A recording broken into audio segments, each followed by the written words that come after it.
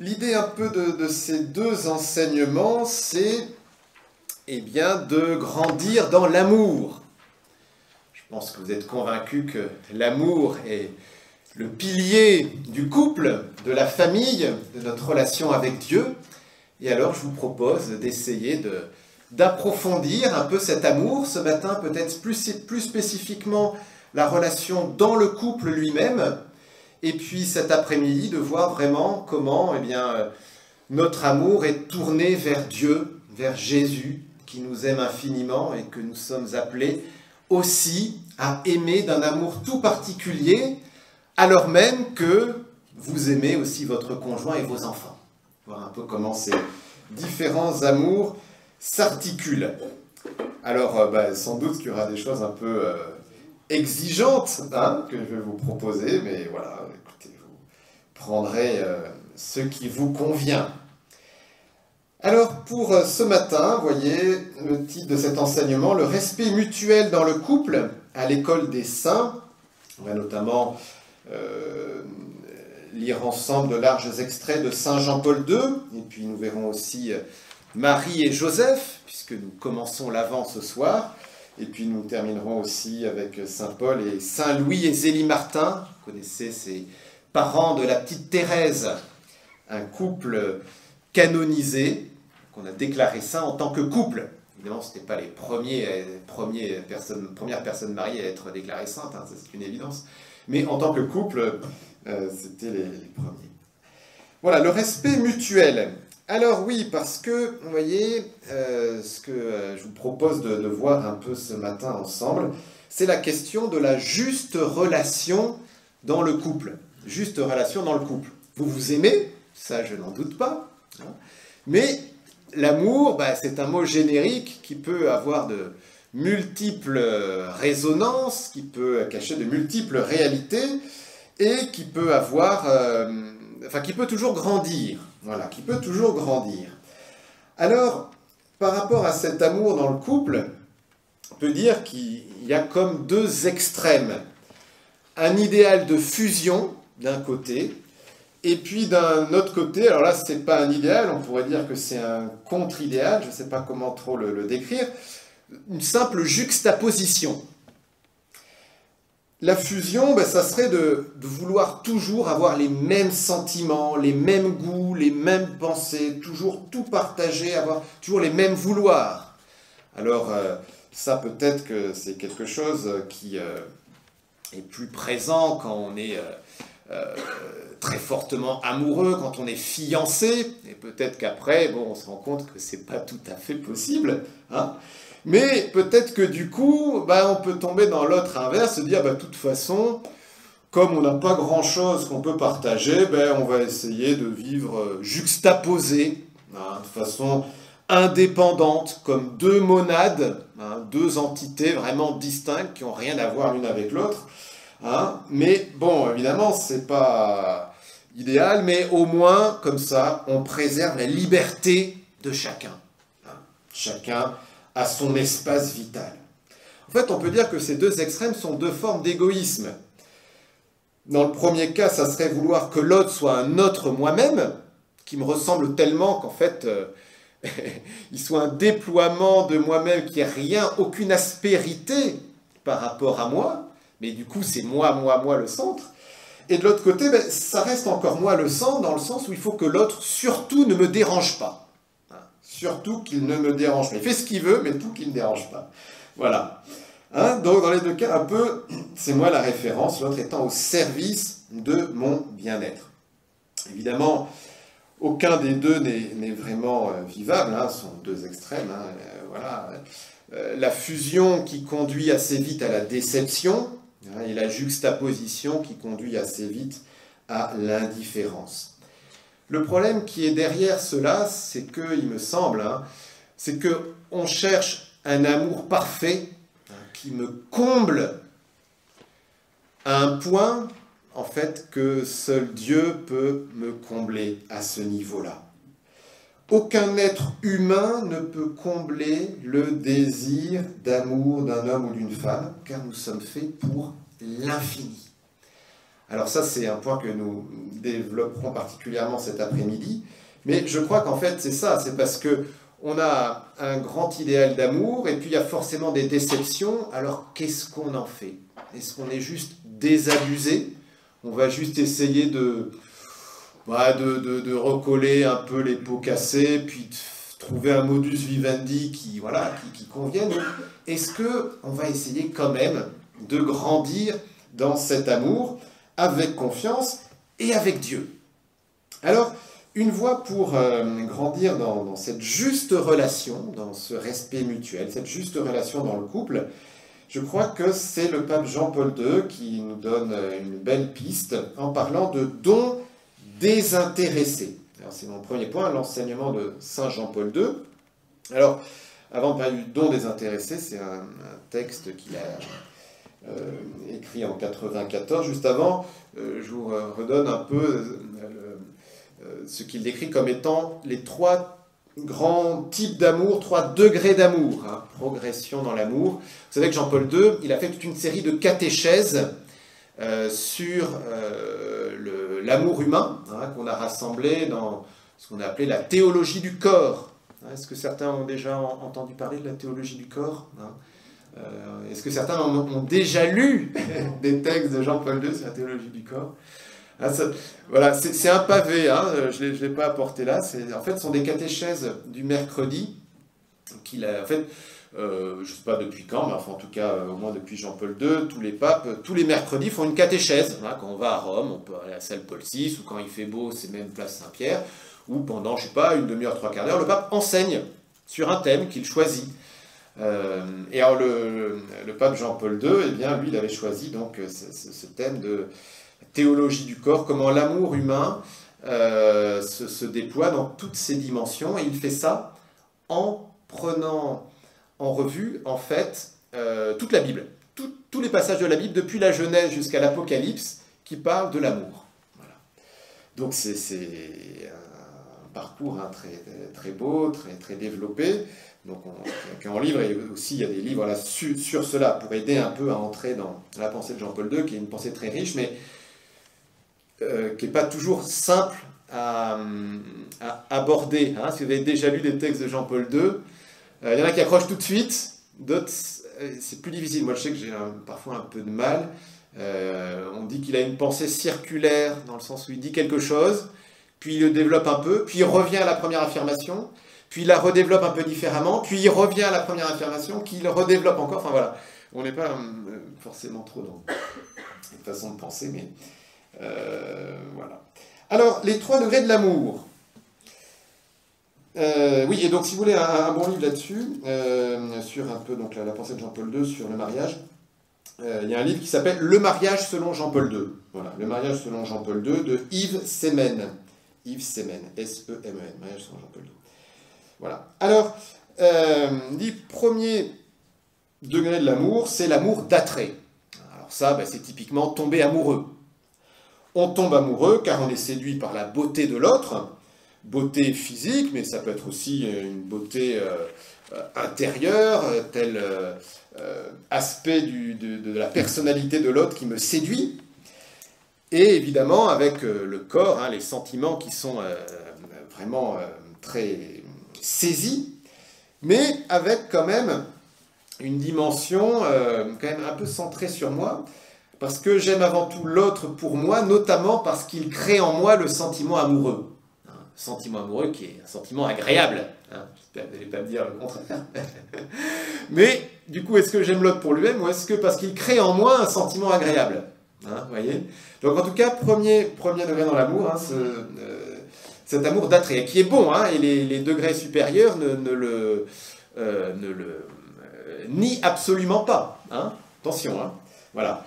L'étage d'après, on va dire, c'est l'amour de bienveillance, vouloir le bien de l'autre. On avait la question des sentiments, là on a une dimension supplémentaire qui se déploie, qui est celle de la volonté. Je veux le bien de l'autre, je ne reste plus au sentiment, j'engage ma raison, ma volonté pour aimer l'autre tel qu'il est, pour lui-même, et du coup aussi avec ses qualités et ses défauts.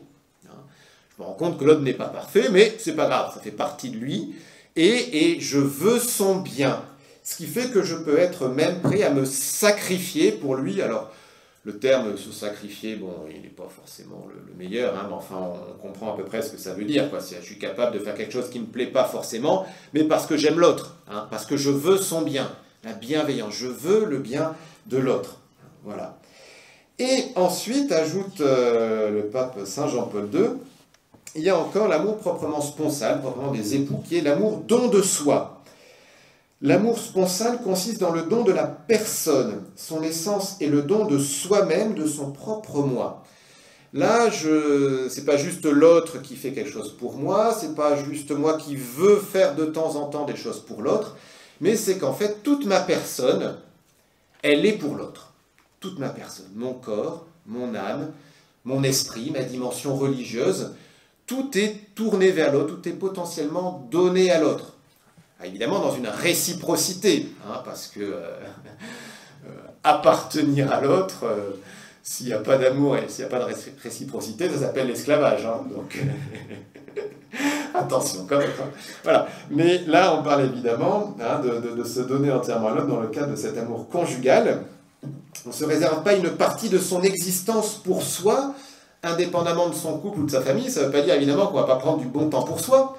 Hein, mais aller regarder un match de rugby dans un bar avec des amis, c'est sympa, mais on ne le fait pas de la même façon une fois qu'on est marié que quand on est célibataire à 20 ans. Quoi. Voilà, c'est pareil, une évidence, mais voilà, tout est compris, hein, dans ce don de soi à l'autre. Et alors on peut donner un certain nombre de caractéristiques de ce don de soi, donc le fait qu'il soit total, dans ce que je viens de dire là, on ne réserve pas un domaine. Bon, alors tout concerne mon couple, sauf ça. Ben non, sauf ça, ça concerne aussi mon couple, même si c'est mon espace qui me fait du bien, mais ça me fait du bien aussi pour pouvoir aimer l'autre. Hein, ça, tu aimeras ton prochain comme toi-même, hein, dit Jésus, comme toi-même, parce que si on ne s'aime pas soi-même, ben, on peut vouloir aimer l'autre, mais c'est quand même pas du même ordre que si ça vient de l'amour de soi-même. C'est pour ça que je vous disais tout à l'heure, n'hésitez pas à faire une sieste. Parce que faire une sieste, c'est pas juste pour vous, c'est aussi pour votre conjoint et pour vos enfants. Hein, voilà. Alors c'est sûr que de nos jours, le rythme de vie, il est trépidant, hein, et c'est pas facile de savoir se reposer. Mais je partageais que il y a un peu plus d'un an, j'ai fait un burn-out. Voilà, donc voilà, je peux vous dire en connaissance de cause que c'est bien de savoir se reposer et de prendre soin de soi. Don total, don indéterminé. Indéterminé, il n'y a pas de condition dans le don de soi. Je t'aime que si tu descends la poubelle ce soir. Alors c'est sûr que ça peut contribuer à l'amour, c'est clair. Hein, mais l'amour don de soi, hein, dépasse la détermination. Et puis le don, ben, forcément, il doit être fréquemment renouvelé. Alors, je ne sais pas combien les uns et les autres vous avez d'années de mariage, hein, mais c'est sûr que vous faites l'expérience que c'est chaque jour qu'il faut renouveler ce don. Le don, il ne s'est pas résumé dans l'heure et demie de la célébration de votre mariage, ou même dans les 15 secondes de l'échange des consentements. Hein, ce don, il est toujours à renouveler. Voilà, pour ces 3 degrés de l'amour. Bon, je ne pense pas que ce soit un vrai scoop que je vous partage là. Mais ce don de soi, la citation que je vous ai mise là, il est intégré dans le don de soi du Christ. Il n'y a pas de plus grand amour que de donner sa vie pour ceux qu'on aime. Et le Christ donne sa vie jusqu'à mourir sur une croix. Et nous sommes invités à entrer dans son don. Il faut dire qu'il n'y a pas de limite. Hein, dans l'amour, il n'y a pas de limite. Dans l'amour, il n'y a pas de limite dans le temps. Alors, ça va pour ça? C'est bon? Suivez. Bon. Alors, voilà, maintenant je vous propose d'entrer dans ce beau texte de Jean-Paul II, le don désintéressé de soi, qui est un texte qui est un texte magnifique. Hein, je vous invite vraiment à le découvrir. Je vous ai mis 2 extraits, mais vous tapez sur Internet méditation Jean-Paul II, don désintéressé, vous trouverez facilement. Ça fait 12 pages, voilà, c'est livré comme ça. Qui est un texte magnifique, un texte d'ailleurs qu'on a découvert, je crois même, alors je ne sais plus si c'est après sa mort, enfin en tout cas des années après qu'il l'ait écrit. puisqu'il a écrit en fait surtout pour lui-même, et qui est une méditation de Saint Jean-Paul II, pour lui-même, sur le don à partir d'une phrase que lui a dit son père spirituel quand il était séminariste. Alors, je vous lis ça parce que c'est... je vous lis le début, voilà. Là, c'est pas sur vos feuilles. Hein. L'homme peut-il dire « Dieu t'a donné à moi » ? Jeune pasteur d'âme, j'ai entendu ces paroles de mon directeur spirituel. Peut-être Dieu désire-t-il te donner cette personne. Peut-être Dieu désire-t-il te donner cette personne. Parole qui abritait l'encouragement à avoir confiance en Dieu et à accueillir le don qu'un homme devient pour l'autre. Au commencement, je ne me suis pas rendu compte combien elle contenait une vérité profonde sur Dieu, sur l'homme, sur le monde. Cependant, le monde, ce monde où nous vivons, le monde humain est un environnement où continuellement et de multiples manières se réalise l'échange des dons. Non seulement les hommes vivent l'un à côté de l'autre, vivent selon diverses références, mais ils vivent l'un avec l'autre, sont l'un pour l'autre, frères et sœurs, mari et femme, amis, éducateurs ou éduqués. Il peut sembler qu'il n'y ait là rien d'extraordinaire. C'est une simple image de la vie humaine. Cette image se densifie à certains moments, et c'est proprement là, en ces densifications, que se réalise le don susdit de l'homme à l'autre. Ce ne sont pas seulement les hommes qui s'unissent entre eux, c'est Dieu qui les donne réciproquement l'un à l'autre. En cela s'actualise son projet créateur. Et ensuite, il développe le livre de la Genèse, tout ça. Donc, vous voyez, il part de cette phrase « Peut-être Dieu désire-t-il te donner cette personne ?» Et il part du fait qu'en fait, c'est une expérience humaine assez basique. Il cite comme frères et sœurs, mari et femme, amis, éducateurs ou éduqués. Nous passons notre temps à vivre de relations humaines. On pourrait même dire aussi avec son chef au bureau ou avec, avec son voisin. Hein. Le voisin était là avant que je déménage. Bon, voilà.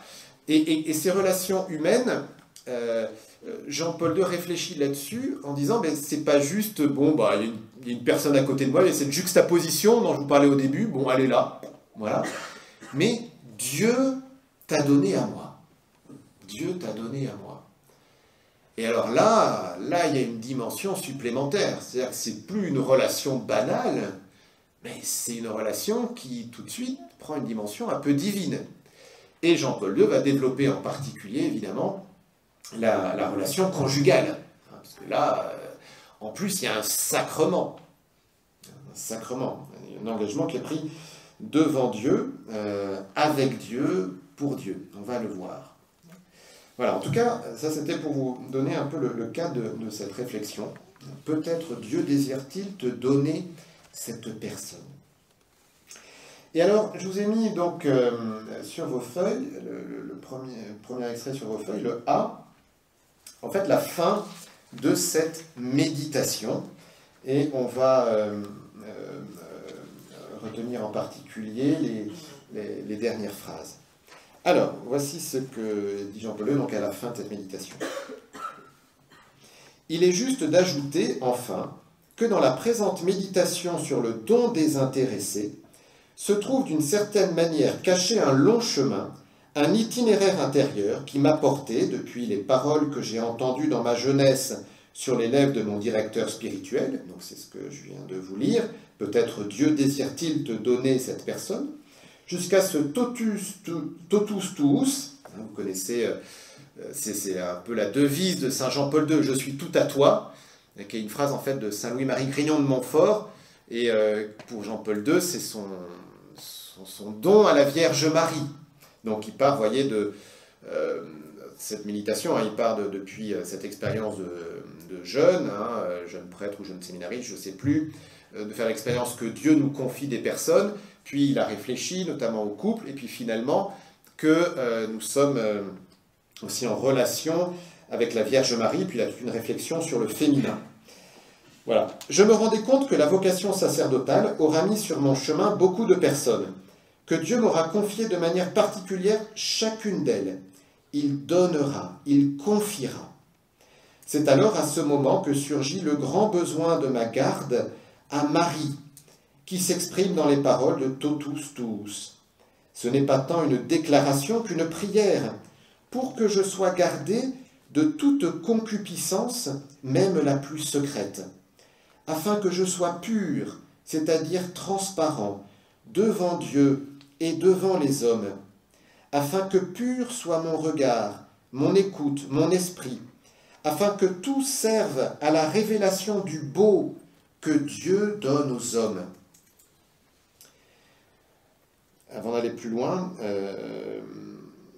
vous voyez, donc une prière à la Vierge Marie, afin qu'il soit gardé de toute concupiscence, donc tout désir impur, on pourrait dire, je sois pur, transparent devant Dieu et devant les hommes, que pur soit mon regard, mon écoute, mon esprit. C'est vraiment quelque chose que Jean-Paul II a essayé de vivre toute sa vie, et avec toutes les personnes qu'il a rencontrées, qu'elles soient hommes ou femmes. Peut-être avez-vous entendu parler d'une certaine Wanda Poltavska, alors je ne sais plus le nom de famille si je prononce bien, mais une certaine Wanda, qui a publié tout un livre d'ailleurs, de lettres d'échange avec Saint Jean-Paul II. Donc une femme mariée, que Jean-Paul II a connue, je crois, quand il était étudiant, ou quand il était, alors soit quand il était étudiant, soit quand il était jeune prêtre s'occupant d'étudiants, je ne sais plus exactement. Et il amenait donc des jeunes comme ça à camper dans la nature, tout ça. Et en fait, il y a un certain nombre d'échanges, de lettres qui ont duré pendant toute la vie de Saint Jean-Paul II. Et même cette dame a rendu visite à Saint Jean-Paul II quand il était pape.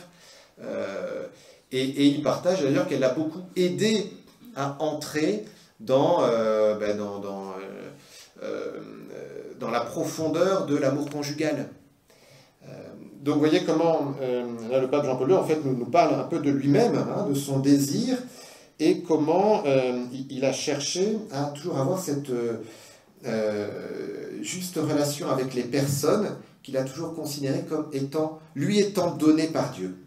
Et alors il termine avec cette citation d'un poète qu'il aime beaucoup, un certain Norvide, qu'il cite à plusieurs reprises, et voici. Il me revient en mémoire la citation pianoforte de Chopin de Norvide. « Je fus de toi en ces derniers jours, de ce fil inaccompli, plein comme le mythe, pâle comme l'aurore. Quand la fin de la vie murmure au commencement, je ne t'utiliserai pas, non, je mettrai en évidence. Je ne t'utiliserai pas, non, je mettrai en évidence. » Et le pape poursuit en prenant 4 verbes qui vont être un peu notre fil conducteur. Je n'utiliserai pas, je ne détruirai pas, je ne diminuerai pas, je mettrai en évidence. Totus tuus, oui, il faut être totalement don, un don désintéressé pour reconnaître en toute personne ce don qu'elle est, pour remercier le donateur du don de cette personne. Alors, reprenons justement ces 4 verbes. Je n'utiliserai pas, je ne détruirai pas, on pourrait mettre d'un côté, et puis de l'autre côté, je ne diminuerai pas, je mettrai en évidence. On pourrait dire, vous voyez, que dans l'amour, il y a, il pourrait y avoir un amour mal ajusté, soit par excès, soit par défaut. Par excès, on pourrait dire, c'est l'instrumentalisation de l'autre. Je n'utiliserai pas, je ne détruirai pas. Donc, utiliser l'autre, voire aller jusqu'à le détruire pour moi. Vous voyez un peu, quand je vous parlais de fusion au début, ben c'est ça. Je veux que l'autre soit un autre moi-même. Alors évidemment, je l'aime beaucoup, mais pour que finalement, je puisse l'englober en moi, que je puisse l'utiliser, et finalement, ça conduit jusqu'à le détruire. Donc, comme un excès. Et l'autre côté, l'inverse, par défaut, mais ça serait la méconnaissance de ce qu'est l'autre. La tentation de vouloir le diminuer pour que moi, je puisse exister davantage. Et alors là, au contraire, il s'agit de le mettre en évidence. Voilà. Alors, vous voyez, donc, d'un côté, l'excès, l'instrumentalisation, la fusion. On pourrait dire aussi l'idolâtrie.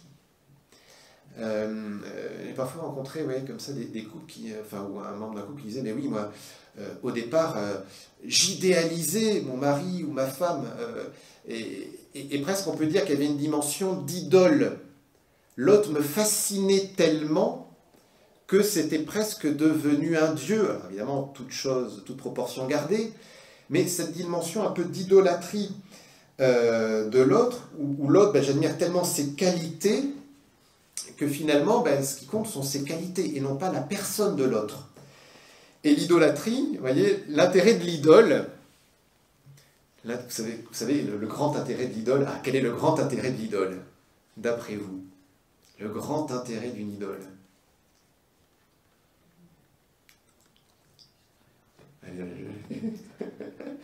Quel est le grand intérêt d'une idole de toutes les époques? D'être extérieur à nous-mêmes. Alors, elle est extérieure à nous-mêmes, ça c'est vrai, ouais. Alors, si on continue encore dans cette direction-là,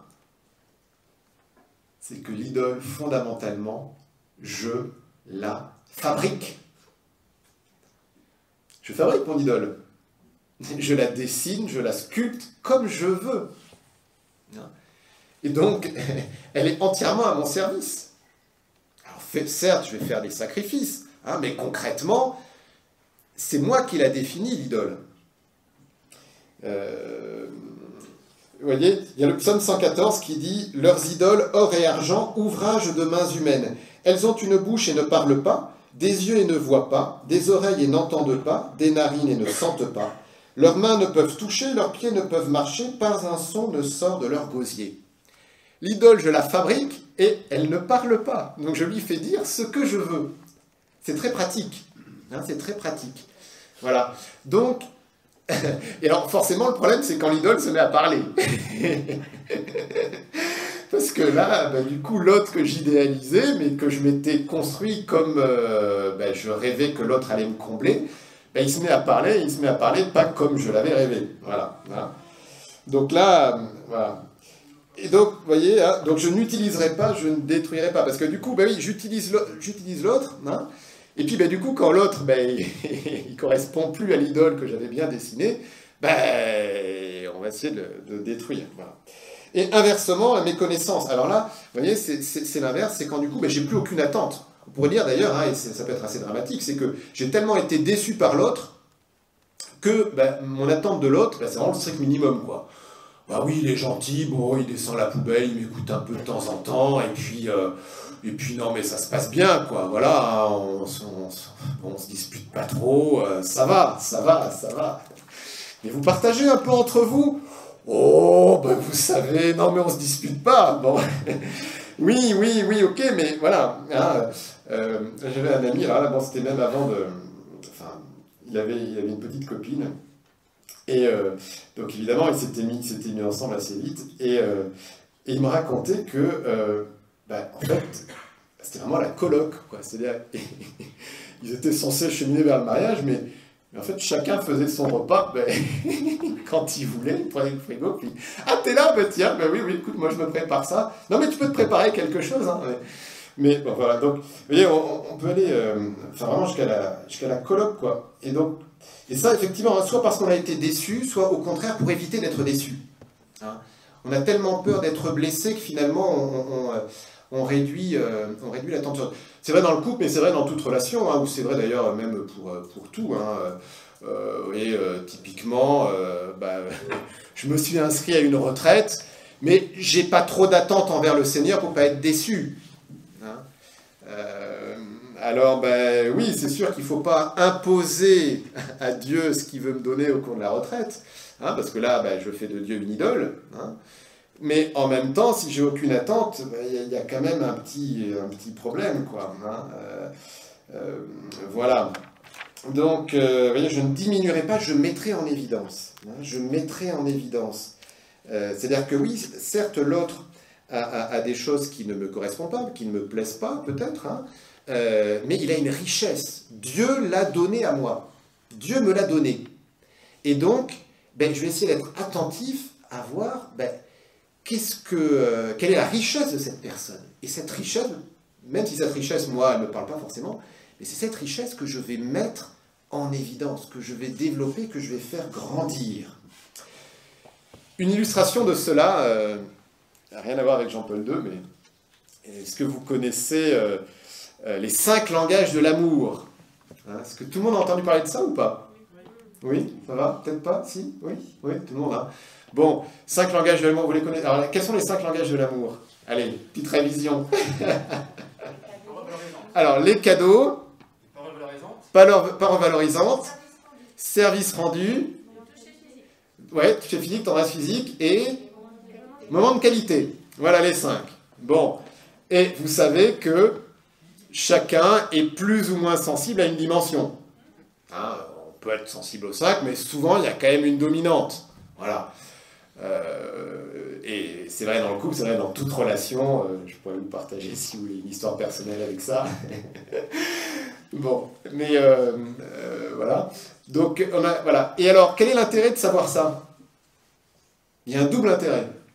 Une fois qu'on a identifié son langage de l'amour, d'ailleurs, c'est pas toujours évident, hein, mais une fois qu'on l'a identifié, et qu'on a identifié celui de l'autre, quel est l'intérêt? Il y a un double intérêt. Pas juste de pouvoir mettre sur une feuille, alors mon langage de l'amour, c'est les services rendus. Et son langage de l'amour, c'est les cadeaux. De mieux montrer à l'autre qu'on l'aime, donc de soi-même faire l'effort pour s'exprimer dans le langage de l'amour de l'autre, ok? Et alors, je dirais, alors, c'est vrai, mais en fait, ça reste tourné vers soi. L'autre chose encore. Donc ça, oui, là vous dites la même chose avec une formulation un peu différente. Donc effectivement, donc de faire l'effort. Non, mais vous le formulez en ajoutant quelque chose. Hein. Donc effectivement, je fais l'effort de m'exprimer dans le langage de l'amour de l'autre pour remplir son réservoir affectif, tout à fait. Hein, parce que si on se sent jamais aimé, l'autre a beau dire qu'il m'aime, mais moi, si je le considère pas, c'est comme si c'était rien passé. Mais l'autre chose, c'est quoi? Exactement. C'est ça, parce que on a le réflexe de dire, oui, mais tant que l'autre s'exprime pas dans mon langage de l'amour, c'est qu'il m'aime pas. Mais il faut ouvrir les yeux. C'est-à-dire l'autre, pour reprendre encore mon exemple de poubelle qui descend, là, la 3e fois que je le dis, mais l'autre descend à la poubelle, si c'est son langage de l'amour, ça veut dire qu'il m'aime. Alors peut-être que moi, mais ça m'est complètement indifférent. Mais j'ouvre les yeux. Vous voyez, en fait, l'intérêt, c'est pour que moi, je fasse l'effort de m'exprimer dans le langage de l'amour de l'autre, et que moi-même, je me rende compte que l'autre est en train de dire qu'il m'aime, alors que pour moi, ça n'a aucune signification particulière. Et c'est ça, en fait, vous voyez, quand Jean-Paul II, si tu en as envie, dit « je n'utiliserai pas, je ne détruirai pas, je ne diminuerai pas, je mettrai en évidence », en fait, les langages de l'amour, c'est une expression, c'est une formulation différente de cette phrase-là. Je mettrai en évidence, le langage de l'amour de l'autre, je vais le mettre en évidence. Je ne vais pas utiliser l'autre pour exiger de lui qu'il s'exprime dans mon langage de l'amour, même si évidemment je le souhaite, mais je vais ouvrir les yeux pour voir qu'il s'exprime dans un langage de l'amour. Voilà. Vous voyez un peu, vous sentez un peu l'idée, un peu des approches croisées pour dire la même chose, et des choses que vous connaissez déjà, mais de toute façon, je n'ai pas la prétention de vous dire des choses vraiment neuves, mais de les réentendre de différentes façons, ça peut aider à les vivre davantage et à grandir toujours dans cet amour. Vous voulez raconter une histoire personnelle? Allez-y. Non, la vôtre. Mon histoire personnelle, vous voulez l'histoire personnelle? Mon histoire personnelle, c'est le langage de l'amour, c'est tout simple, c'est que quand j'étais prêtre étudiant, donc j'étais dans un presbytère, où on était 4 prêtres à loger sur place, 3 prêtres à loger sur place, et il y en a un 4e qui venait le matin pour partager le petit déjeuner avec nous. Voilà. Donc on était 4 prêtres tous les matins, jeunes prêtres étudiants, sympathiques, à prendre le petit déjeuner. Et en fait, donc chaque matin, certains, voilà, sympathiques, puis petit à petit, semaine après semaine, mois après mois, ça devenait de moins en moins sympathique. On était les uns et les autres de plus en plus tendus, voilà. Toujours, il y a eu un clash. Et alors, le clash, ben, c'était vraiment l'illustration de cette histoire de langage de l'amour, parce que, en fait, il y avait un parmi nous, son langage de l'amour, c'était vraiment les services rendus. Et donc, il en avait marre parce qu'il était le seul à apporter les fruits le matin au petit déjeuner.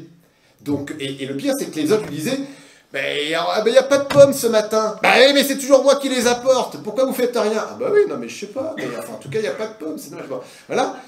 Et, et le petit déjeuner durait pas seulement un quart d'heure, ni même une demi-heure, mais souvent 3/4 d'heure, 1 heure, parce qu'il y en avait un dans le groupe, son langage de l'amour, c'était les moments de qualité. Et donc il fallait que ça dure. Vous ne pouvez pas être juste comme ça, on mange une pomme comme ça sur un coin d'une table, et puis voilà. Et donc, bon, jusqu'au jour, on a compris qu'en fait, oui, c'était important qu'on prenne du temps, et c'était important aussi qu'on apporte des pommes, mais qu'on fasse peut-être un roulement, qu'on s'organise. Voilà, la petite histoire, hein, mais qui est de la vie ordinaire, hein, mais qui manifeste bien, je crois, cette importance de prendre conscience que on ne s'exprime pas de la même façon dans l'amour et que on a besoin d'honorer ces besoins de chacun. Je mettrai en évidence. Je me mets au service du besoin d'être aimé de l'autre selon la façon dont il a besoin d'être aimé. Voilà. Ça va? Voilà le petit témoignage. Alors, comment vivre ce don désintéressé? Il y a une piste que Jean-Paul II donne, qui est le texte B que je vous ai mis là dans la citation. Alors attendez, oui, avant même ce texte-là, il y en a un autre, page 4, qui n'est pas sur vos feuilles, mais qui est important, voilà. Qui est l'homme? Donc là, c'est Jean-Paul II qui parle. Hein. Qui est l'homme? Si le livre de la Genèse au commencement confirme qu'il est image et ressemblance de Dieu, cela signifie qu'en lui se trouve la plénitude particulière de l'être. Il est, comme l'enseigne le Concile Vatican II, l'unique créature sur terre que Dieu voulait pour elle-même. Il est l'unique création qui peut se réaliser seulement par le don désintéressé de soi-même. Encore une citation du Concile. C'est dans Gaudium et Spes 24. Voilà. Donc Jean-Paul II, il souligne juste quelque chose, que vous avez tous entendu, que nous sommes créés à l'image et à la ressemblance de Dieu. Et donc, en conclut le Concile, que l'homme, ou la femme évidemment, est l'unique créature sur terre que Dieu voulait pour elle-même. Donc on a une dignité infinie. Une dignité infinie, créée à l'image et à la ressemblance de Dieu. Dieu a voulu chacun de nous pour lui-même. Pas juste pour rendre service à quelqu'un ou pour une mission, je ne sais pas trop quoi, juste pour lui-même. Pour lui-même. D'ailleurs, c'est pour cela que l'esclavage est un scandale absolu, parce que l'esclavage, ça veut dire que la personne n'existe pas pour elle-même, mais pour quelqu'un d'autre. Alors que non, elle est voulue par Dieu pour elle-même. Mais, enfin, il n'y a pas de mais, non, c'est... Et deuxième chose, l'homme, la femme, l'unique création qui peut se réaliser seulement par le don désintéressé de soi-même. Le don sincère de soi-même. Pour se réaliser en tant qu'homme, nous dit le Concile, en tant qu'homme, en tant que femme, il faut se donner. Dieu nous a voulu pour nous-mêmes, mais Dieu est relation, Dieu est don. Tout ce qui est à l'image et à la ressemblance de Dieu est forcément relation et don. Nous ne pouvons pas nous réaliser nous-mêmes, nous ne pouvons pas être heureux nous-mêmes, on pourrait dire, sans nous donner. Alors d'une façon ou d'une autre, il y a plein de façons de se donner, évidemment. Mais voilà, l'homme, la femme, l'unique création qui peut se réaliser seulement par le don désintéressé, le don sincère de soi-même. Et alors, Jean-Paul II, donc là c'est le texte B, j'y arrive enfin, développe cette idée donc de l'homme, la femme voulu par Dieu pour lui-même, pour elle-même, et ce qui donne la dignité de l'être humain, et il ajoute encore une dimension. L'autre personne, l'homme la femme pour l'homme masculin, ou l'homme masculin pour la femme, est un bien grandiose et indicible parce qu'il est racheté. Alors là, il ajoute encore une chose. On a parlé du fait d'être créé à l'image et à la ressemblance de Dieu. Donc là, il y a déjà un amour infini de Dieu. Mais en plus, Dieu a envoyé son Fils qui est mort pour nous sauver, pour nous racheter. Donc encore une dimension supérieure d'amour de Dieu. Donc amour, un bien grandiose et indicible parce qu'il est racheté. Souvent, et de manière juste, la rédemption est comprise dans les termes d'une grande dette qui, à cause du péché, pèse sur l'humanité. L'homme a péché, il fallait que quelqu'un rachète cette faute, et c'est Jésus qui a payé le prix à notre place, on pourrait dire. Voilà. Néanmoins, elle est aussi, ou peut-être avant tout, la donation renouvelée à l'homme et à tout ce qui fut créé, de ce bien et de ce beau, donation qui lui est donnée dans le mystère de la création. Dans la rédemption, tout devient nouveau. L'homme fut en un certain sens de nouveau donné dans son humanité, donné dans le mystère pascal à travers le Christ crucifié et ressuscité. À l'homme, en un certain sens, est redonnée sa masculinité, sa féminité, la capacité d'être pour l'autre, la capacité de la réciprocité dans la communion. Dans cette perspective, les paroles « Dieu t'a donné à moi » acquièrent un sens totalement inédit. Dieu donne un homme à l'autre de manière nouvelle à travers le Christ, où la pleine valeur de l'homme que celui-ci possède depuis l'origine, qu'il a reçu dans le mystère de la création, se révèle de manière nouvelle et de manière nouvelle se réalise. Quand je parlais d'excès ou de défaut dans l'amour, vous sentez bien que c'est lié à notre péché. Nous ne savons pas aimer comme il faut, et l'autre aussi ne sait pas aimer comme il faut, parce que le péché, par définition, c'est un manque d'amour. Faire le mal à quelqu'un, c'est qu'il y a quelque chose où on ne l'aime pas. Donc forcément, comme nous sommes tous marqués par le péché, eh bien, nous sommes marqués par une blessure dans notre amour. Mais la bonne nouvelle, c'est que le Christ est mort et ressuscité pour nous sauver, et nous dit Jean-Paul II, ce salut, c'est pas juste un salut, il nous a libérés du péché comme ça, mais il nous restaure dans notre capacité à aimer. Il nous restaure dans notre capacité à aimer, et il nous restaure aussi dans notre capacité à accueillir l'autre comme étant quelqu'un pardonné par Dieu. On pourrait dire là, vous voyez, qu'on a l'importance du sacrement du pardon, de la réconciliation, de la confession dans le couple. L'autre, oui, peut me blesser, c'est clair. Je peux blesser l'autre, c'est une évidence. Mais notre vie ne s'arrête pas là. Il y a le pardon de Dieu. Il y a déjà le pardon réciproque, qui est évidemment extrêmement important, vous en faites tous l'expérience, mais il y a en plus ce pardon de Dieu qui se rajoute et qui donne une dimension supplémentaire. Moi, j'ai toujours été impressionné, vous voyez, de voir que le Christ, quand il ressuscite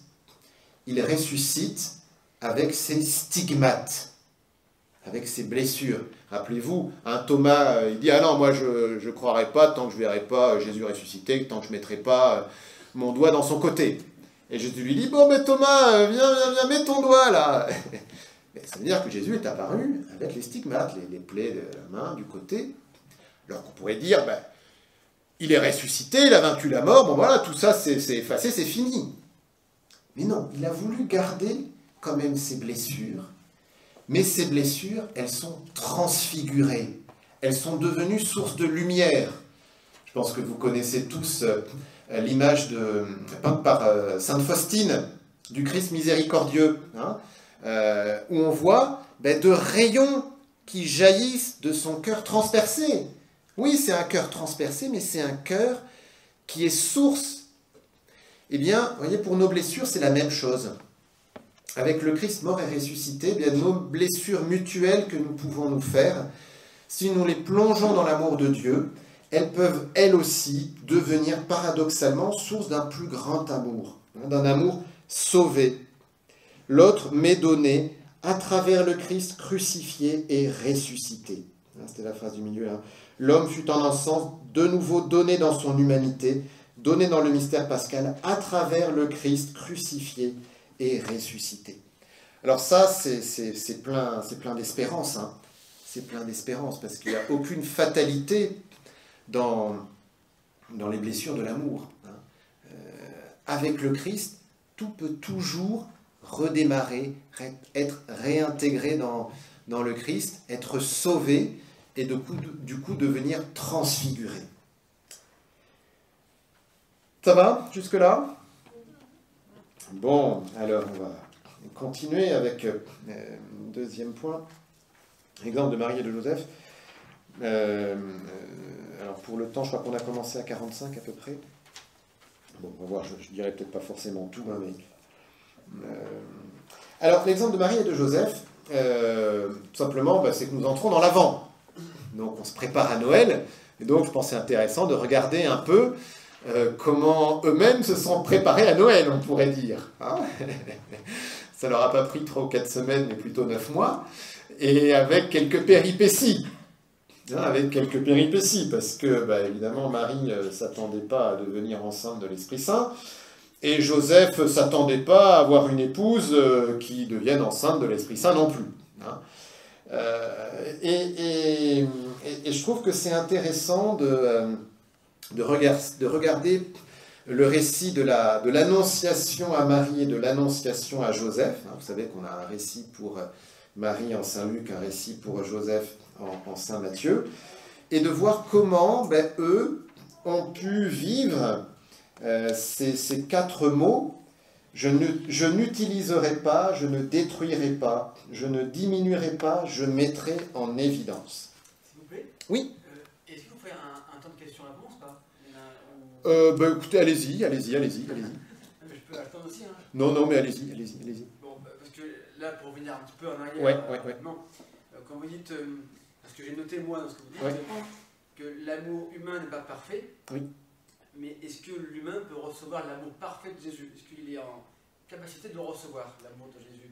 Bien sûr, ouais. Tout être humain. Bien sûr.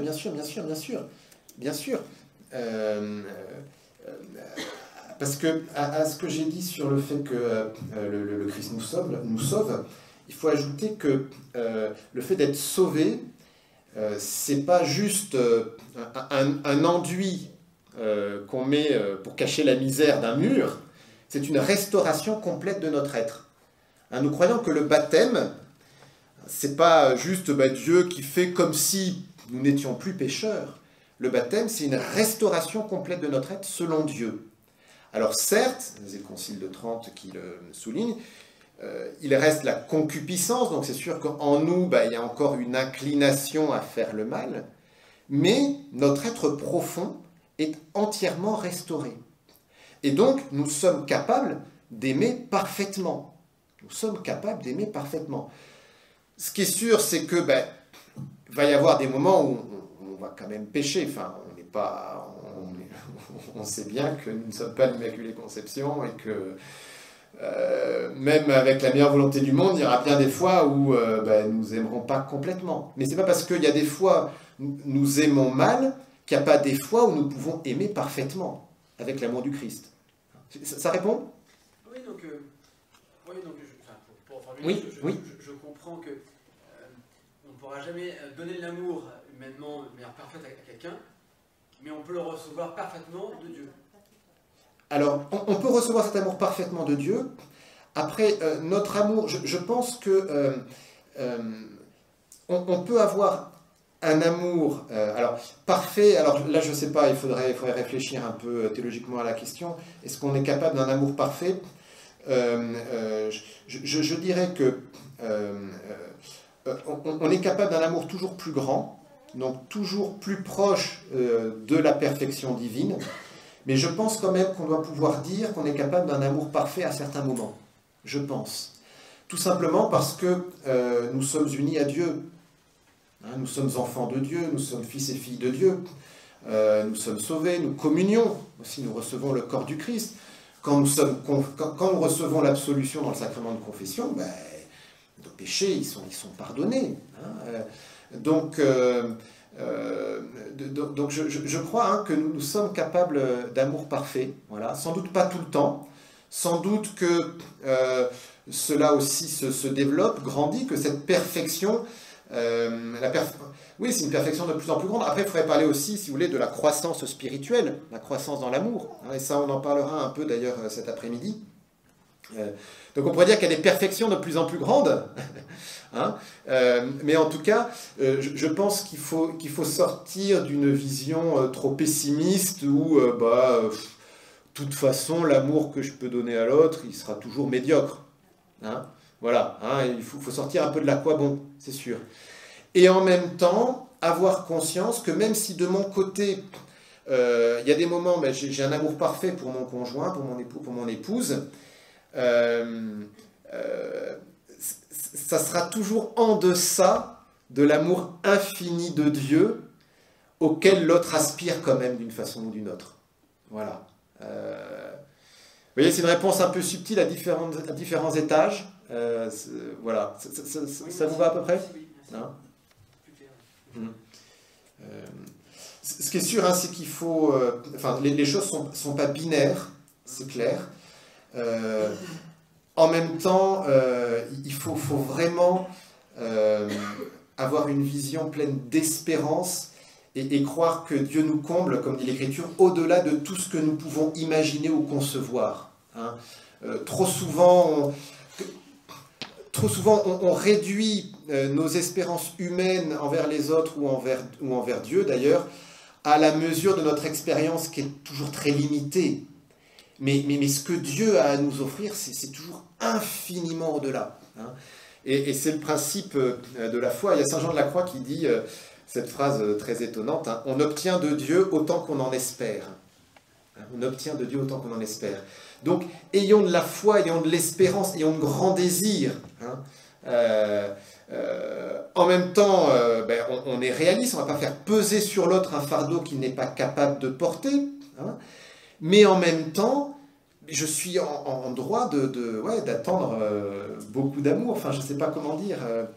C'est toute cette articulation, vous voyez, entre le fait d'idéaliser et puis de ne rien attendre. On n'idéalise pas l'autre, on se place au niveau du regard de Dieu, voilà, qui a toujours un regard extrêmement bienveillant, constructif, qui aide à grandir. Je n'utiliserai pas, donc ça veut dire que... Et je mettrai en évidence, voilà, un amour qui met en évidence, donc qui est plein d'espérance en fait, qui est plein d'attente, on pourrait dire. Hein. Et puis, je ne sais plus l'autre aspect que je voulais souligner, mais donc c'est ça, ouais. Et donc qui est pas dans la déception, quoi. Hein, qui n'est pas dans la déception, qui n'est pas dans l'idéalisation.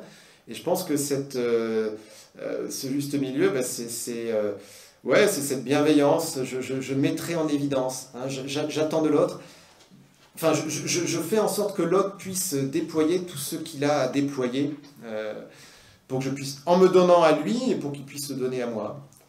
Bon, enfin voilà, il faudrait développer des choses, puis après je pense que c'est aussi, on expérimente, on peut intuiter des choses, quoi, et on avance avec espérance et foi, voilà. Alors, Marie et Joseph, alors oui, comme le temps passe, du coup, je vais aller un petit peu plus vite, mais vous voyez, bon, vous connaissez un récit de l'Annonciation, je ne vais pas tout vous lire, mais ce que je vous ai mis sur la feuille, là, en extrait. Le 6e mois, l'ange Gabriel fut envoyé par Dieu dans une ville de Galilée, appelée Nazareth, à une jeune fille vierge, accordée en mariage à un homme de la maison de David, appelé Joseph. L'ange entra chez elle et dit, je te salue, comblée de grâce, etc. Marie dit à l'ange, comment cela va-t-il se faire, puisque je ne connais pas d'homme?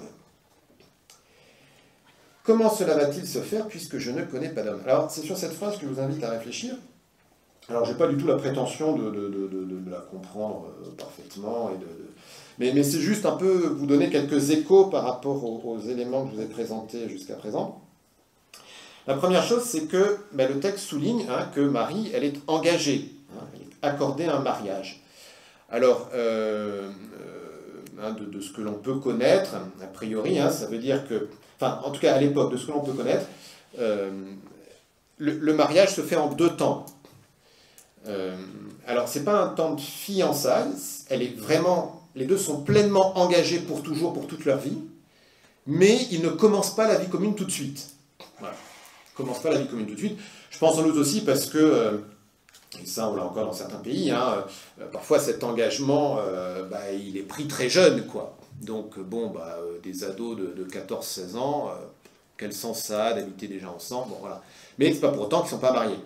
Donc voilà, elle est engagée avec Joseph, ça, il n'y a rien à faire. Hein. Et en même temps, ils ne couchent pas ensemble, quoi.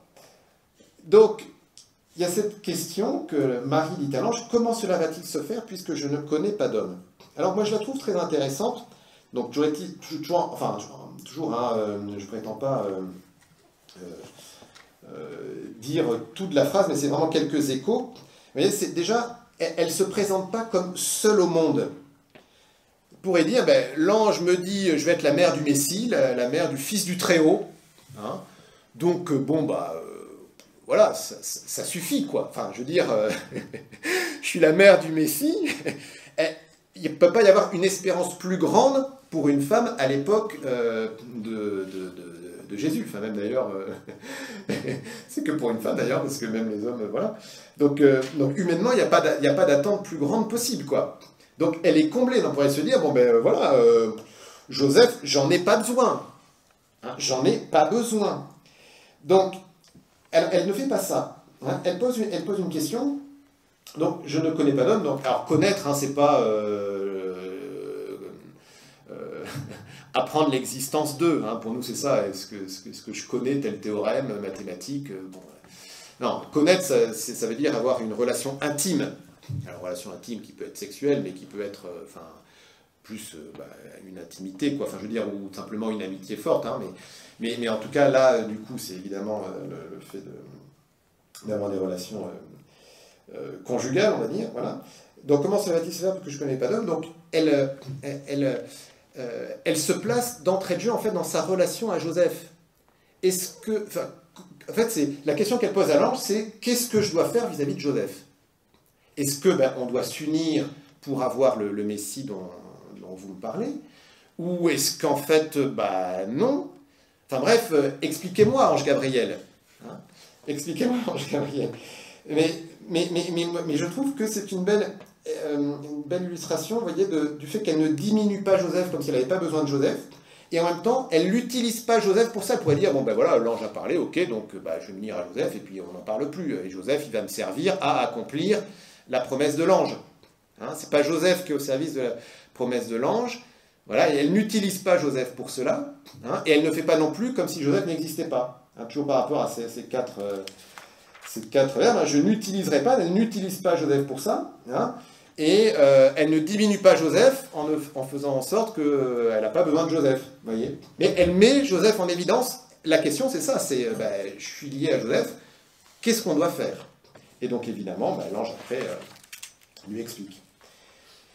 Je vous lance des pistes comme ça. Hein. Pour Joseph, alors là évidemment, lui c'est encore plus complexe. Donc vous connaissez ce passage, je vous le lis quand même rapidement.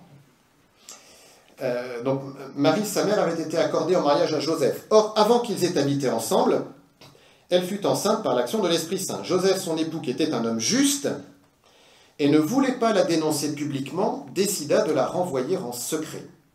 Comme il avait formé ce projet, voici que l'ange du Seigneur lui apparut en songe et lui dit, « Joseph, fils de David, ne crains pas de prendre chez toi Marie ton épouse, puisque l'enfant qui est engendré en elle vient de l'Esprit Saint. » Bon, etc. Et puis ensuite, il fait ce que l'ange lui demande de faire. Alors, par rapport à cet épisode, vous savez qu'il y a deux façons d'interpréter la réaction de Joseph. Soit on dit qu'il a douté de Marie, hein, il s'est rendu compte qu'elle était enceinte, et il se dit, on n'habite pas ensemble, donc ça vient pas de moi, donc de qui ça vient? Problème. Voilà, donc ça c'est une hypothèse. Hein. L'autre hypothèse, c'est de dire qu'il n'a aucun doute envers Marie, hein, aucun doute, mais que la Vierge est enceinte, il connaît cette prophétie d'Isaïe, et donc il se dit, mais comment je peux faire pour, moi, pécheur, être aux côtés de la mère de Dieu? Voilà, et donc je me retire, quoi, comme saisi d'effroi devant le divin, et Moïse qui enlève ses sandales devant le buisson ardent, quoi. Voilà. Donc il y a ces deux options d'interprétation, donc je ne vais pas trancher, hein, on a le droit de croire ce que l'on veut, hein, le texte est hospitalier aux deux. Mais dans les deux cas, en fait, il y a quelque chose d'intéressant. Ce qui est sûr, c'est que Joseph, il veut faire quelque chose. Alors en même temps, c'est difficile de ne rien faire. Vous savez que l'action, on ne peut pas ne pas agir. Parce que si même on décide de ne rien faire, ben, c'est l'action qu'on a choisi de faire. Voilà, donc il faut bien qu'il fasse quelque chose. Mais bon. Mais on pourrait dire, est-ce qu'il n'a pas envie de maîtriser un peu la situation? Pourquoi pas? J'en sais rien. En tout cas, ce qui est sûr, c'est qu'il décide de la renvoyer en secret. Alors, qu'est-ce que ça veut dire? J'en sais rien. Voilà. J'en sais rien. Voilà. Je ne sais pas ce que ça veut dire, parce que s'il la renvoie, c'est forcément public, mais si c'est en secret, comment il fait pour la renvoyer? Donc, voilà, il y a sans doute des tas d'explications, mais voilà. Mais ce qui est sûr, c'est que, vous voyez, par rapport au fait, je ne détruirai pas, il ne veut pas détruire Marie, parce que sinon, il aurait répudié en public. Hein, et puis, je veux dire, il n'y a aucun souci, quoi. La loi de Moïse dit, bah, une femme prise en flagrant délit d'adultère, on doit la lapider. Enfin, pareil pour l'homme, d'ailleurs. Hein, enfin. Mais, donc, il applique la loi, enfin, pas de souci, quoi. Mais non, je ne détruirai pas. Hein, je ne détruirai pas. Voilà. Et oui, c'est ça. Et d'ailleurs, hein, qu'il ait un doute ou qu'il soit indigne, hein, dans les deux cas, hein, ben, par rapport à ce doute, même s'il avait un doute, vous voyez, il ne veut quand même pas détruire. Hein, et s'il se sent indigne, vous voyez, le fait de se sentir indigne, ben, et d'avoir cette tentation, ben, de dire, mais non, je ne peux pas continuer à vivre avec Marie, ben, c'est vraiment dans la ligne, je ne veux pas m'accaparer l'autre. Hein, je n'utiliserai pas Marie pour me grandir. Hein, voyez, si on est dans cette ligne d'interprétation, hein, on peut dire, ben, formidable, c'est la mère du Messie, donc moi, hein, je vais être le père du Messie. Hein, mais si on est dans cette interprétation, vous voyez, il ne veut pas utiliser Marie pour se faire valoir. Voilà. Et l'autre chose, c'est que ben, il accepte de changer d'avis. Hein, parce qu'on dit, ben oui, il a reçu l'ange. Mais attention, c'est en songe. C'est un rêve. C'est pendant qu'il dort. Donc il pose un acte de foi quand même. Hein. Alors après, moi je ne sais pas à quoi ça ressemble d'avoir la visite de l'ange Gabriel en songe. Hein. Mais vous voyez, il pourrait dire, ben non, moi j'ai décidé que je ferais comme ça, et puis c'est pas un rêve qui va me faire changer d'avis. Hein. Et non, il est dans un questionnement extrêmement ouvert. Hein. Il est prêt à changer complètement d'avis. Voilà. Et ça, ben, et c'est ce qu'il va faire. Donc en fait, il va mettre en évidence deux choses. Il met en évidence son mariage, et c'est ce que lui invite à faire l'ange. Hein. Ne crains pas de prendre chez toi Marie, ton épouse. Hein, l'ange souligne le fait qu'elle est bien son épouse, que ce qui se passe là ne détruit rien du couple. Et donc, l'ange invite Joseph à entrer dans cette dynamique de mettre en évidence Marie. Voilà, et puis, et puis aussi de mettre en évidence la dignité de Marie. Hein. L'ange souligne le fait que elle va enfanter celui qui sauve, hein, le sauveur, le libérateur, le Messie. Voilà. Bon. Et une dernière chose intéressante dans ce texte, enfin dans ces deux textes, c'est que Dieu passe par un tiers, il passe par un ange. Vous vous rappelez, Jean-Paul II, il partait de la phrase de son père spirituel, peut-être Dieu t'a-t-il donné cette personne. Hein, l'autre, c'est pas moi qui ai pris l'autre, c'est Dieu qui me l'a donné. Et là, c'est vraiment l'expérience que font Marie et Joseph, c'est que Dieu les a vraiment donnés l'un à l'autre. Alors, la Bible ne nous raconte pas comment s'est passé leur mariage, bon, les différentes traditions, hein, mais là, c'est vraiment l'expression que c'est Dieu qui les a donnés l'un à l'autre, et l'ange le manifeste, quoi. Hein, voilà. Bon, alors, vu l'heure qu'il est, il faut vraiment que j'avance. La fuite en Égypte, bah, écoutez, vous lirez, mais c'est un peu la même idée. Oui, c'est que la fuite en Égypte, vous voyez, l'Annonciation, c'est Marie qui dit oui à l'ange, et elle embarque Joseph dans son oui. Non, parce que elle dit oui, mais enfin bon, Joseph, il n'a pas encore accepté hein, l'Annonciation. Bon. Et là, la fuite en Égypte, c'est l'inverse.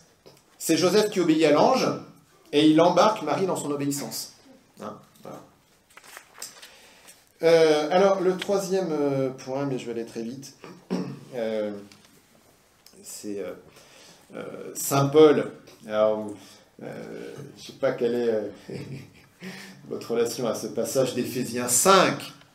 Hein, par respect pour le Christ, soyez soumis les uns aux autres. Et puis avec la phrase qui suit, femmes, soyez soumises à vos maris. Et ensuite, maris, aimez vos femmes. Voilà. Alors, donc on ne va pas se lancer dans une exégèse complète du texte, mais il y a juste un point, moi, que je trouve intéressant, c'est qu'en fait, enfin 2 points. Déjà, un premier point, c'est pas oublier que le premier verset, c'est « Soyez soumis les uns aux autres hein, ». Donc, c'est pour les deux. Hein, ok, donc il faut arrêter de faire dire à Saint Paul ce qu'il n'a pas dit. Voilà. Et la deuxième chose, c'est que, en fait, à mon avis, hein, voilà, mais ça n'engage que moi, je pense que Paul, alors après on peut dire que c'est une caricature, hein, pourquoi pas, mais il souligne en fait qu'il pourrait y avoir une mauvaise façon masculine d'aimer et une mauvaise façon féminine d'aimer. Voilà. Je pense qu'il y a un peu quelque chose de ça. Voyez, et alors, une illustration de ça, eh ben, moi je la vois dans Saint Louis et Zélie Martin. Alors, ce sont des saints canonisés, hein, donc il n'y a pas de souci, ok? Mais juste, je vous lis, alors je vais essayer de lire un extrait d'une lettre de Zélie à une de ses filles, à Pauline, donc à la fin de sa vie, hein, donc elle est déjà bien avancée en sainteté. Hein, et puis ce que dit Thérèse sur Louis. Alors je vais commencer par Louis. Donc ce que dit Thérèse sur son papa, bon je vous l'ai pas mis là, hein, voilà, dans le manuscrit A. Les progrès que papa faisait dans la perfection, oui, Thérèse note les progrès que papa faisait dans la perfection. À l'exemple de saint François de Sales, il était parvenu à se rendre maître de sa vivacité naturelle, au point qu'il paraissait avoir la nature la plus douce du monde. Les choses de la terre semblaient à peine l'effleurer. Il prenait facilement le dessus des contrariétés de cette vie. Enfin, le bon Dieu l'inondait de consolation. Bon, voilà. Mais il était parvenu à se rendre maître de sa vivacité naturelle.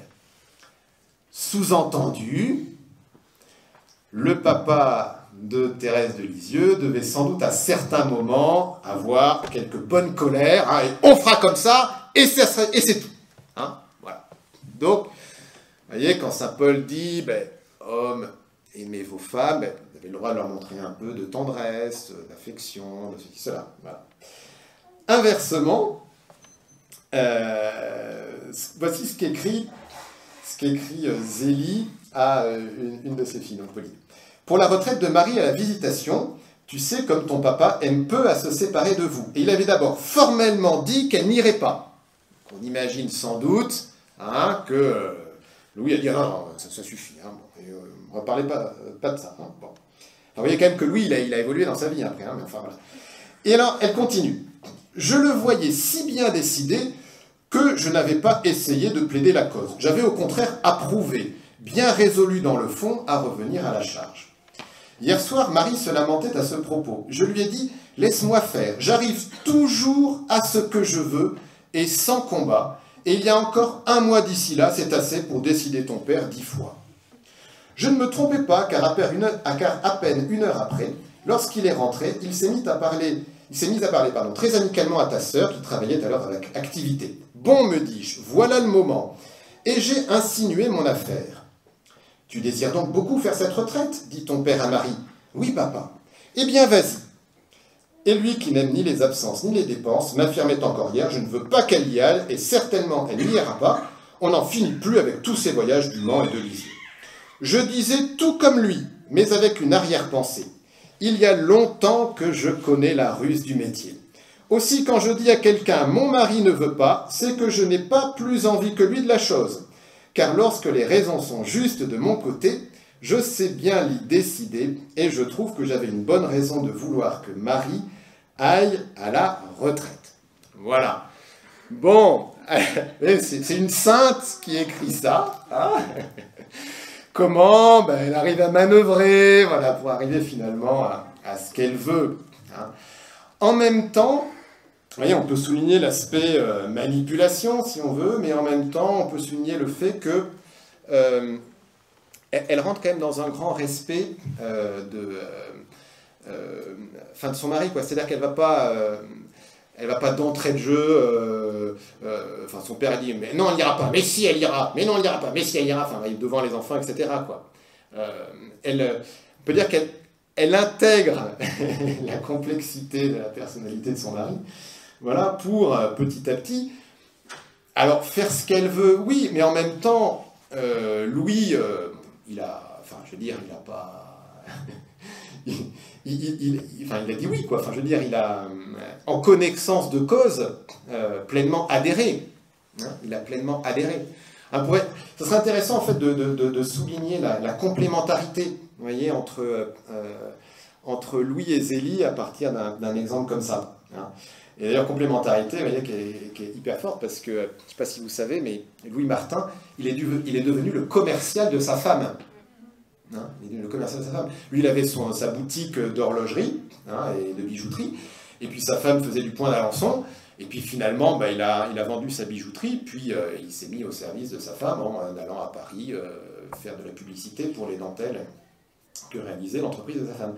Donc, complémentarité entre les deux. Hein, mais, vous voyez un peu hein, cette dimension de ces quatre verbes. Je n'utiliserai pas, je ne détruirai pas, je ne diminuerai pas, je mettrai en évidence. Hein, je crois que, vous voyez, à travers différents éclairages, différents points de vue, j'ai essayé de développer un peu ces quatre verbes. Et je pense que c'est vraiment quelque chose qui peut nous aider tous, hein, parce que, bon, évidemment, c'est vrai dans le couple, mais c'est vrai dans n'importe quelle relation. Hein, c'est vrai dans n'importe quelle relation. Dans le couple aussi avec les enfants. Hein, dans quelle mesure... j'utilise mes enfants, dans quelle mesure je les mets en évidence, vous voyez, hein, et puis au travail, dans les relations sociales, enfin dans les amitiés, c'est une clé de lecture, en tout cas moi je trouve assez intéressante. Pour terminer, je termine juste par une petite histoire avec Mère Teresa. Vous connaissez peut-être, j'en sais rien, cette histoire, mais voilà. Un jour, il y a un journaliste qui trouve Mère Teresa, ou qui interviewe Mère Teresa, je ne sais plus trop le détail, et qui lui dit « Mère Teresa, vous qui... vous dépensez auprès des plus pauvres, qui allez sur les 4 continents et 5 continents, tout ça, vous connaissez bien la pauvreté. Dites-nous qu'est-ce qu'il faudrait faire pour résoudre la question de la pauvreté dans le monde. Qu'est-ce qu'il faudrait faire pour résoudre la question de la pauvreté dans le monde? Alors Mère Teresa regarde le journaliste et lui dit, écoutez monsieur, c'est très simple. Il y a 2 choses à changer. Bon, 2 choses. Bon, alors quelles sont ces 2 choses à changer? Il y a 2 choses à changer. Il y a vous et moi. Voilà. Tout ça pour dire quoi? Mais que la première personne à changer, c'est soi-même. Aimer l'autre de façon ajustée, concrètement, ça veut dire, pas dire, toi, il faut que tu m'aimes comme ça, hein, mais moi-même, entrer dans cette délicatesse de l'amour, hein, qui n'utilise pas l'autre, hein, qui ne le détruit pas, qui ne le diminue pas, mais qui, au contraire, le met en évidence. Et tout ça avec le Christ, hein, qui nous sauve, qui renouvelle notre amour et qui nous donne d'entrer dans cette perfection, hein, de l'amour divin. Voilà. Il faut qu'on file à la messe, hein, parce qu'il ne nous reste même pas 10 minutes pour aller à la messe, pour nous nourrir de l'amour de Dieu en personne. Voilà, merci pour votre écoute. Et puis on se retrouve donc pour un autre enseignement à 16h.